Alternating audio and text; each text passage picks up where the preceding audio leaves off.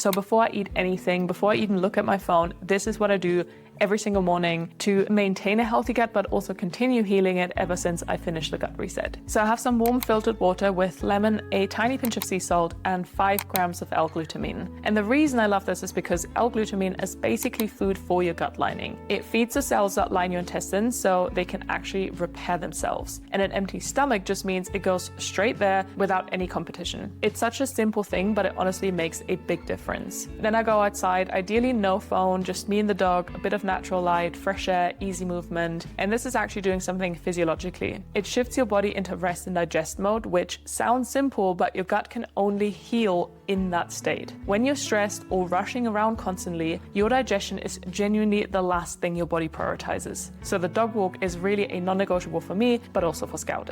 And then when I come back in, I have green tea instead of coffee. I made the switch a while ago, but fully committed during the gut cleanse, and I haven't really gone back since. Coffee spikes cortisol, and cortisol, even just your morning cup, actually suppresses digestion every morning. And so the green tea still has caffeine, so you still get that focus, but it also has something called L-theanine, which calms the nervous system rather than spiking it. That one swap genuinely changed my mornings, and I would really recommend it if you're on a gut healing journey. Okay, this breakfast might not look like much, but once you eat it, you feel absolutely amazing, and I love it. So 2 rice cakes with mashed avocado, 2 fried eggs, and then a little bowl of frozen berries I've warmed up on the stove with cinnamon, topped with coconut yogurt with live cultures. The rice cakes are one of the gentlest carbs you can eat, barely any digestive effort required, and when your gut is healing or you just want to maintain that healed state, you want carbs that are going to be easy on it. Of course, I still eat other carb sources as well, but the rice cakes are just one of the many things I've kept going even after the gut cleanse because honestly, they're just such a good base. The avocado, obviously healthy fats and anti-inflammatory, but the bit that I think people really miss is that you actually need fat present in order to absorb certain vitamins from everything else on the plate. So for example, the beta-carotene from the berries needs fat to get in. So the avocado is really doing double work here, and I think that's such a win-win. Eggs are one of the most complete proteins you can eat. They're really rich in choline, which supports your liver, and your liver is your main detox organ. And when your gut is healing, your liver is quietly working over time processing everything. So eggs are a great way to support that. And then this little bowl, honestly, one of my favorite things I eat all day. Berries are some of the most antioxidant dense foods you can eat. They literally feed the good bugs in your gut. And then I warm them instead of eating them cold because cold food is harder on the sensitive gut. Plus it works out cheaper than buying fresh berries instead of frozen ones. The cinnamon keeps your blood sugar stable, which means no crash by 11 a.m. and no cravings. And the coconut yogurt adds live cultures, which is just a nice little hit of probiotics directly in the meal. In addition to that, I also have some kefir for some extra probiotics. Lunch is probably my favorite meal to make right now. For this one, I made homemade meatballs, and the reason I make my own is simply that you know exactly what's in them. There's no fillers, no bad oils, and they're actually so easy to batch, so you've got lunches sorted for a couple of days. I used some minced beef, onion and garlic powder, an egg, Italian seasoning, salt, pepper, and instead of breadcrumbs, I use a crumbled rice cake as a binder. I started doing this during my gut cleanse, and I've just kept doing it because it works perfectly and keeps the whole thing gluten-free. And you genuinely can't even tell the difference. And beef gives you all kinds of micronutrients that are important to maintain the gut healing, so like iron, zinc, and B12.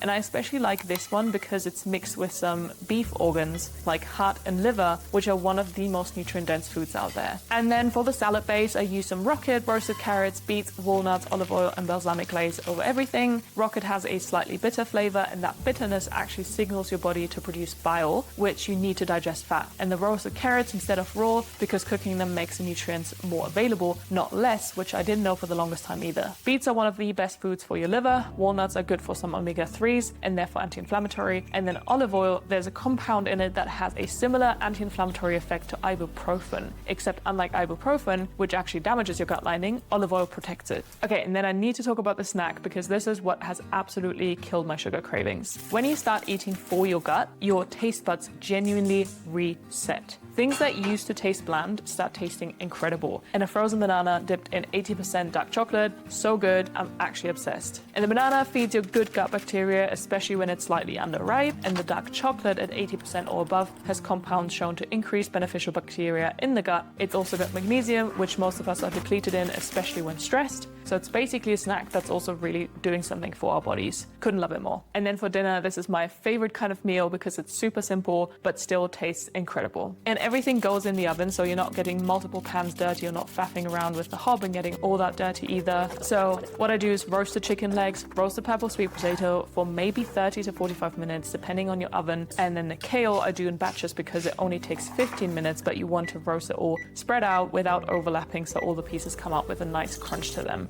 And that's all you gotta do. Chicken leg has way more collagen than breast meat, and collagen directly supports gut lining repair. It also provides the exact amino acids your intestinal cells use to rebuild themselves. So if you're on a gut healing journey and you're reaching for chicken breast every time, it might be worth switching it up. And purple sweet potato specifically, the purple comes from the compounds called anthocyanins, and they've actually been shown in research to reduce inflammation in the intestine directly. It also has a lower glycemic index than regular sweet potato, so it won't spike your blood sugar, and basically just a better sweet potato in every way. And the kale chips. Roasting kale makes it dramatically easier to digest than eating it raw. Raw kale is actually quite harsh on a sensitive gut, and honestly, I'm not a massive fan of the kale taste, not gonna lie, but roasting, it sounds like some weird diet food, but no joke, it's so delicious and I literally cannot stop eating it. I don't even add any salt because for some reason the kale already has this salty nuance to it. So if you've never tried roasted kale chips, please do me the favor. And if you want to know what foods I actually temporarily cut out first to get here, I made a video on all the so-called healthy foods that were keeping me inflamed and my gut damaged. And if you want the full protocol, exactly what I ate in what week, the supplements, the nervous system piece, the reintroduction phase of how to do a full 30-day gut reset or gut cleanse, then that's right here too.